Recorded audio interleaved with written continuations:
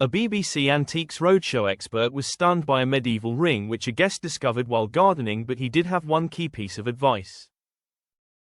An Antiques Roadshow guest discovered a magical medieval ring while gardening left an expert astounded. The popular BBC daytime series journeyed to Cirencester, filming another episode at the Royal Agricultural University where specialists shared their knowledge on a variety of unique items brought in by guests. Expert Geoffrey Munn spoke with a guest who had found a piece of jewelry while tending to his garden. The owner recounted, "I was planting some tomatoes and there it was on the ground." He initially dismissed it as a trinket from a Christmas cracker, but upon closer inspection at home, he realized its quality and took it to a jeweler in Cheltenham. The jeweler suggested it might be a Victorian copy of a Roman ring, and since then, it had been kept in a drawer. Munn responded with awe, saying, "Wow, how marvelous." And in actual fact, it came out of the ground as it went into the ground, and it went into the ground 600 or 700 years ago. The guest could only exclaim "good golly" before Munn added, "And it laid there, waiting for you to bring it into the light again. Gold's absolutely incorruptible, it never tarnishes, it remains the same, and indeed the tiny stone set in the top remains the same. Because it is a sapphire, it is a cabochon sapphire." The expert explained that the ring had traveled across Arabia and towards Europe, indicating its history as an accessory favored by influential figures, adding that such rings were type of ring often worn by men of the cloth, because the substrate of Christianity was old magic. Further detailing the context, he revealed, "And they were men of status and of some wealth, and they could afford these things. It was before the dissolution of the monasteries."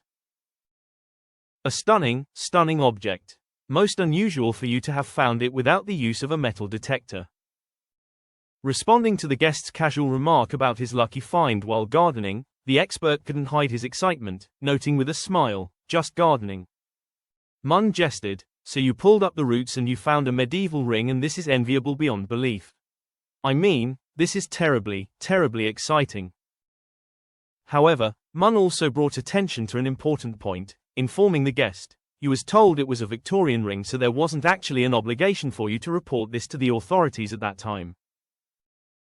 "I never thought about it," confessed the owner. Wrapping up his advice, Munn emphasized, "No, and perfectly understandably, but now there is an obligation, and it's important you check in with your museums to make sure it isn't treasure trove.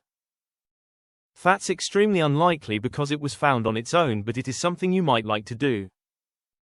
I did look more," the guest interjected, prompting laughter from expert John Benjamin and the onlookers. "You did look more, did you go deep enough?" Benjamin teased, with the guest playfully admitting to some double digging.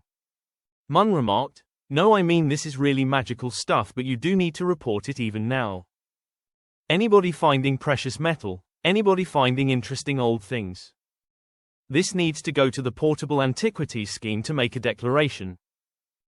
It was then time for the official appraisal. "This is an intensely valuable ring.